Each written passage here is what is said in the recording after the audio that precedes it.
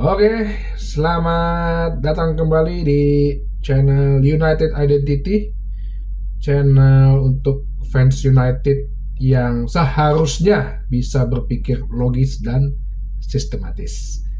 Oke, gua mungkin di sini bahasan agak panjang, jadi biar digabungin aja biar sekalian gitu ya.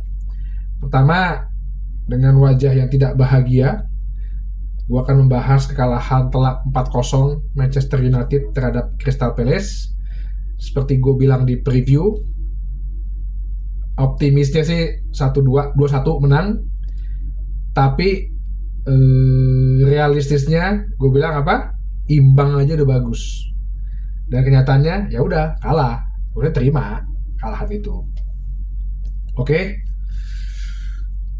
Kan udah di preview sebelumnya kita udah nggak punya back tengah ya.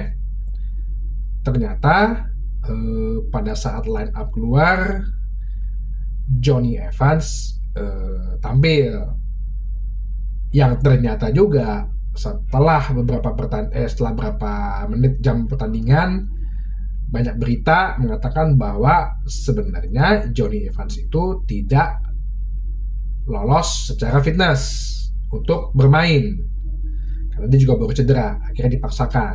Oke, Casemiro di kanan, back tengah sama Johnny Evans. Kanannya ternyata Dalot, kirinya Wan Bisaka. Mungkin masih bisa gue terima dikarenakan di kanannya si penyerangannya Crystal Palace itu memang kenceng banget gitu. Ada si Michael Olise kan yang rumor-rumornya mau dibeli oleh Manchester United. Back 352, ada juga sih yang nomor 12 tuh fullback, wingbacknya. Benar sih, banyak diserang terus dari sisi kiri pertahanan. Nah, tengah Kobe Maino Eriksen, depannya persis banget seperti yang gue bilang nih, Mason Mount, Alejandro Garnacho, Anthony, sama Højlund. Nah,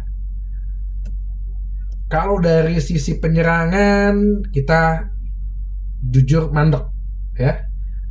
Udah betul seperti yang gue bilang, sporadis penyerangan perlahan-lahan, 1-2 passing gitu ya. Tapi begitu di sayap udah mati tuh. Kenapa? Garnacho mau cutting masuk, biasanya kan kalau kayak gitu kan back ya, fullback masuk ya. Umpan fullbacknya nggak bisa ke kiri. Oke, di kanan Antoninya lagi nggak bagus mainnya. Gue nggak tahu kenapa. Mason Mount yang cukup lumayan bagus, gue bilang cukup baik lah penampilannya. Dan gue rasa ditarik ya mungkin karena faktor cedera ya, takut ya.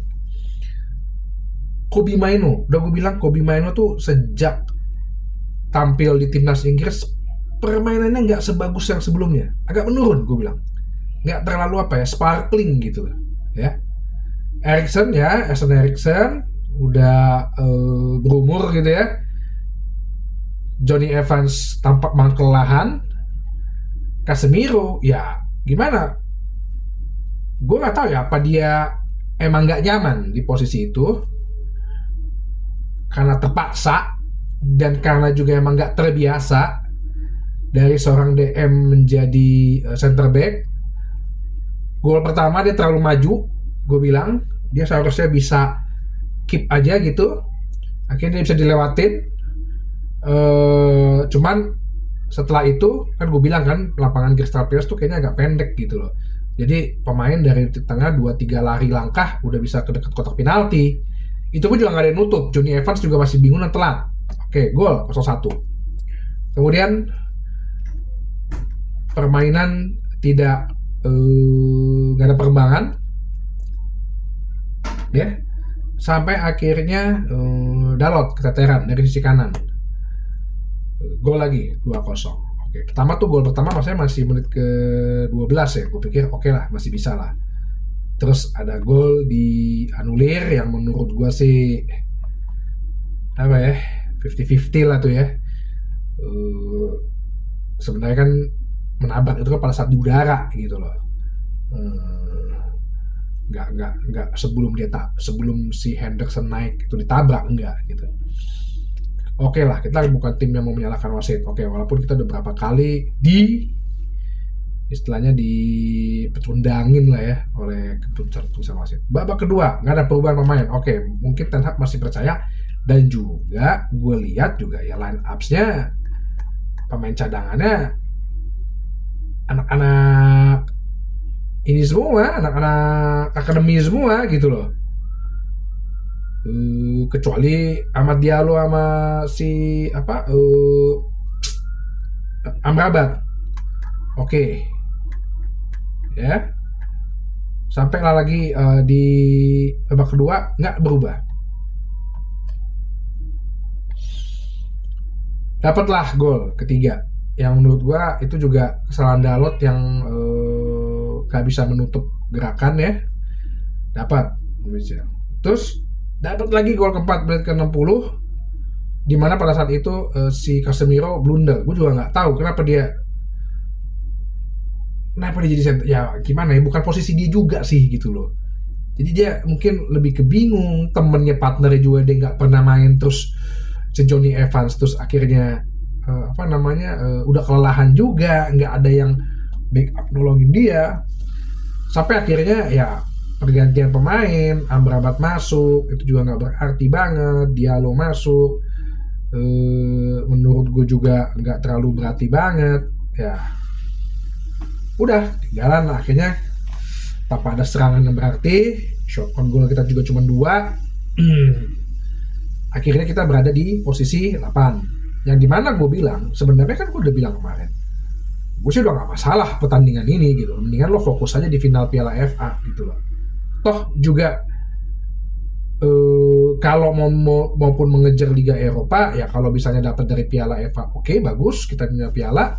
Tapi kalau misalnya emang nggak dapat pun ya udah, kita bisa lebih fokus di Liga gitu. Dan itu kan yang terjadi pada Arsenal gitu kan, sempat kan, dan sehingga kita akan melakukan perombakan lagi. Cuman ya itu dia, lagi gue kembali selalu menegaskan, baru deh media-media mengangkat berita pencari makan, akun-akun yang ngakunya fans langsung mulai bernarasi pelatih out segala macem. Apakah emang murni salah pelatih? Gue kan bilang bisa aja, gue juga nggak tahu. Tapi lu juga harus lihat keadaan yang seperti ini. Bruno Fernandes tiba-tiba cedera, 66 kasus cedera. Lu mau bilang apa?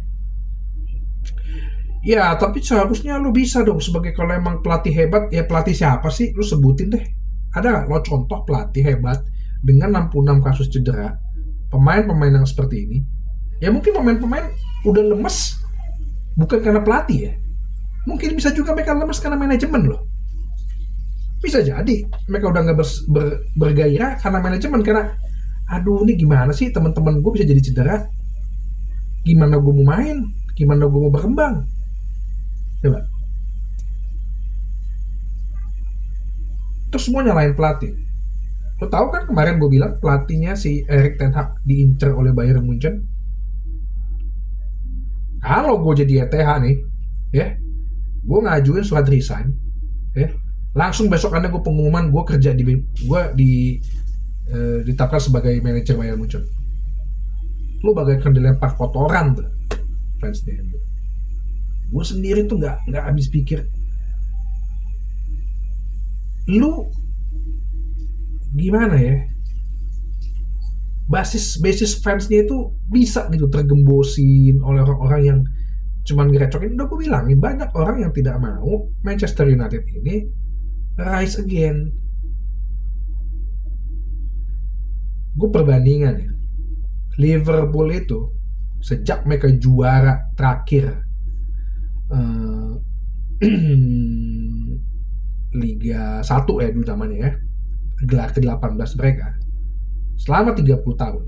Mereka tahu ganti berapa pelatih termasuk caretaker? 8. Lo tahu MU setelah Ferguson dan waktu 11 tahun berapa kali ganti pelatih?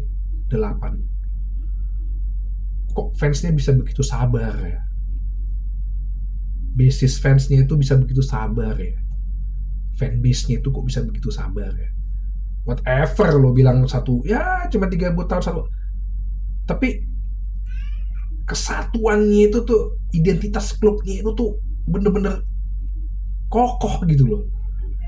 Di sini United Identity fansnya pada kemana gitu loh. Langsung bilang pelatih out, kan udah lihat siklusnya. 2 tahun ganti pelatih. Oke, siapa lo bilang? Tuchel. Oke, Tuchel. Sama si pelatih Sporting tuh. Siapa nama itu pelatih Sporting Lisbon yang kemarin baru juara. Namanya si Ruben Amorim yang hampir diincer Liverpool sama West Ham. Main nih, Tuchel dulu deh. Datang. Senang, bangga-banggain. New fresh fresh manager, new manager. Oke. Main nih, dia lihat pemainnya. Gue beli ini, nggak dapet. Oke, gue mainin sesuai kapasitas pemain. Pemain happy karena bisa enjoy, yang merasa bahwa dengan main gitu udah bagus. Oke, masuk Liga Champion, menang lah piala apalah gitu, masuk Liga Champion deh. Senangnya minta ampun. Tahun kedua, oke, Tuchel bilang, oke, ganti pakai sistem gue dong. Mulai pemain kelabakan, mulai pemain ngeluh, mulai media toksik, mulai fans yang ngomong kalah, udah. Terus tahun ketiga, makanya Mourinho dibilang kenapa dia membawa, itu tahun kedua dia kan bisa membawa MU itu peringkat 2. Itu adalah pencapaian terbaik dia, karena dia ngerasa bahwa ketika gue mau menerapkan sistem gue di tahun kedua nggak bisa. Banyak faktornya. Lu ingat zaman Louis van Gaal? Ini tim cedera pemain itu sebenarnya udah dari zamannya Louis van Gaal. Gue ada bahas kok mengenai bahasan cedera pemain itu di salah satu episode gue, tinggal dicari aja. Lu masih inget kan waktu Memphis Depay itu sampai dijadiin bek kiri? Karena kenapa? Di tahun kedua Van Gaal waktu itu udah mulai menerapkan sistemnya dia tuh. Nggak bisa pemain. Terus solusinya mengganti pelatih, lu yakin berhasil? Lu solusi mengganti pelatih, lo yakin Højlund akan dipakai? Lo yakin si Garnacho akan dipakai? Lo yakin si Kobbie Mainoo akan dipakai? Udah kejadian loh, ganti pelatih, pemain-pemain yang rising itu menjadi meredup setelahnya. Contoh, Atan Januzaj. Setelah ganti pelatih, meredup. Karena ganti sistem. Ya. Anthony Martial termasuk. Rashford tuh termasuk. Louis van Gaal. Zaman Louis van Gaal tuh banyak banget pemain-pemain muda. Termasuk dulu bek kanan tuh kita nggak punya bek kanan. Guillermo Varela dulu dipakai. Setelah ganti pelatih, hilang. Nggak bisa. Nggak ada yang berkembang. Zaman Jose Mourinho, McTominay dinaikin. Ada pemain muda. Setelah itu turun. Zaman Ole, Greenwood, si Elanga. Akhirnya apa? Secara setelah ganti pelatih, gak ada yang take care. Personal life-nya hancur berantakan. Elanga akhirnya juga gak berkembang, dijual. Lu mengganti pelatih itu sama juga lu pemain-pemain mudanya juga tidak akan bisa dipakai lagi. Itu udah fakta. Itu jadi siklus gitu loh. Jadi kan gue juga bingung, sosial media, akun-akun fans nih, lu sebar aja nih podcast ini, sebar aja deh video ini. Menurut gue ya, gue kasih tau aja, sampah. Bener. Apalagi akun-akun yang mengatasnama dirikan bilangnya fanbase Manchester United, tapi isinya beneran sampah. Lu cuma pengen cari engagement dan jadi pencari makan, tapi lu cuma kalau pengen ngegembosin aja, pengen ngemecah aja gitu kesatuannya United Identity. Skemanya nggak jelas karena ya lu bagaimana skema nggak jelas? Kapan lu sebut tanggal dan jadwal pertandingan mana ketika pemain inti Manchester United main semua, pemain inti lengkap? Kapan? Ten Hag pernah menyebutkan pada saat menang lawan Manchester City 2-1 di Old Trafford. Itu doang. Sesudah itu, ya bagi gua kalau Ineos berani mengambil untuk melakukan ini, ya Ineos gua bilang sih sama aja dia nggak ngerti bola. Bener kan? Gue ulangin sekali lagi, kalau gue jadi Ten Hag nih, kalau emang gue dipecat gitu ya, kasar-kasar ya, besokannya gue langsung konferensi pers jadi manajer Bayern Munchen. Gue terima tuh Bayern Munchen. Apa lo, gitu nah. Oh dia juga bukan pelatih yang buruk kok, dalam arti. Jadi, apa ya? Gua adalah akun yang tidak pernah ingin membicarakan pelatih out. Mungkin gue satu-satunya kali. Dan gue akan melawan mereka-mereka yang selalu istilahnya ngegembosin gitu ya, membiaskan. Wah bang segitunya banget sih lo bang sama Manchester United. Ya bukan begitu. Kan gue udah cerita di awal episode pertama gue. Manchester United adalah salah satu bentuk kebahagiaan gue. Kebahagiaan orang itu beda-beda. Kebahagiaan utama gue keluarga gue, terus pekerjaan gue, bisnis gue, teman-teman, dan beberapa hal lagi adanya Manchester United. 34-35 tahun gue fans Manchester United. Udah tahu Manchester United dari yang gue harus cari-cari beritanya di koran bola, di Kompas, cari-cari pertandingannya ada nggak di arena, dan juara sama gelanggang TVRI dulu, langganan bola untuk ngeliat cari cari berita Manchester United. Pernah tuh gue ada tuh di episode gue yang pertama. Manchester United tuh diayam-ayamin dulu sama Tottenham Hotspur. Diayam-ayamin, nggak ada tuh istilah come on lads it's Tottenham, nggak ada. Ya gue udah ngeliat itu gitu dan penuh kesabaran. 6 tahun, 4 tahun Ferguson baru dapat piala. 2 tahun kemudian, 3 tahun kemudian rebuild masing-masing. Rebuild terus tiap transfer window. Dia beli siapa? Dia beli Dennis Irwin tahun 90, beli Paul Ince. Tahun depannya lagi beli Paul Parker, beli Kanchelski. Terus didukung waktu itu. Ya ini menurut gue sih Ineos ya kacau aja kalau bisa kayak gitu. Jadi gue cuma pengen bilang adalah seperti yang di kemarin ya menurut gue sih 3 pertandingan ini ya apa aja ya, bermain seadanya, lepas aja, fokus aja di final Piala FA.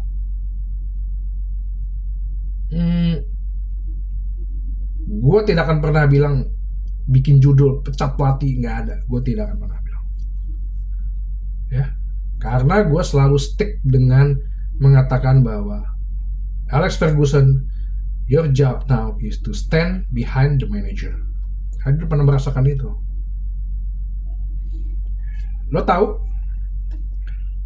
tahun 1990 Sir Alex Ferguson itu menjelang akhir kompetisi sudah diteriakin oleh media, oleh fans, oleh legenda untuk dipecat.